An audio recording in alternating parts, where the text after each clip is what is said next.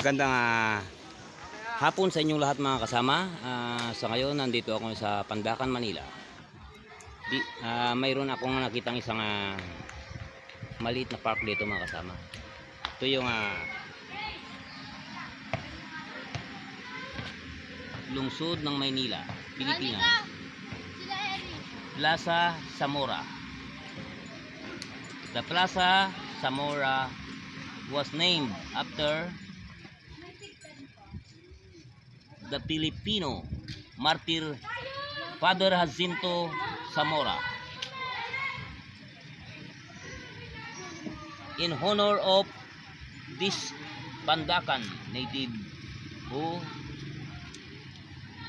was one of the outspoken members of the committee Reformado, which championed the secularization of parishes and exposed the abuses committed by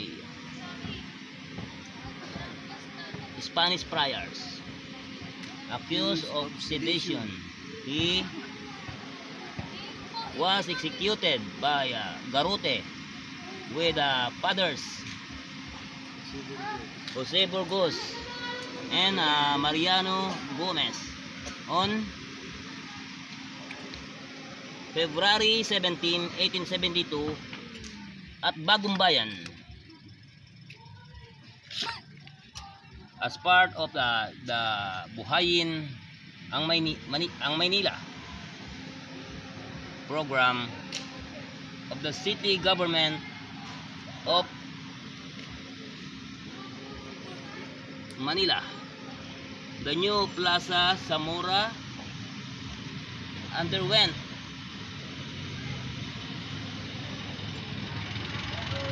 major redevelopment in order to provide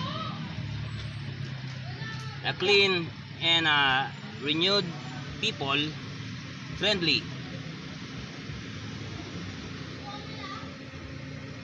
open space for the enjoyment of the residents of Manila. A marker is installed at this site this 14th day of August 2006 by His Honor Jose L. Atienza Jr., Mayor of Manila, on the occasion of the 171st birth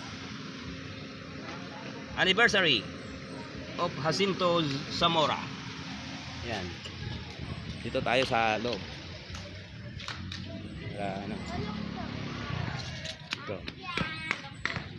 Ito yung plaza mga kasama, mga maliliit na plaza dito.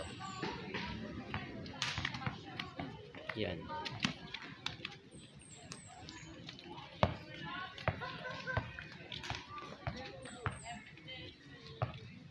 Ito marami mga naglalaro na ano.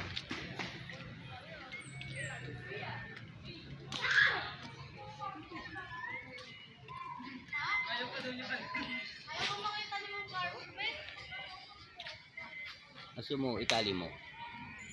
Yan si Father Jacinto Zamora mga kasama. Yun, ang statue niya. May naglalarong mga bata dito, mga estudyante. Yan. Dito to sa Pandacan mga kasama. Yun, may mga nakatambay sila. Yun, okay. Yun ang ano, estatwa ni Father Zamora.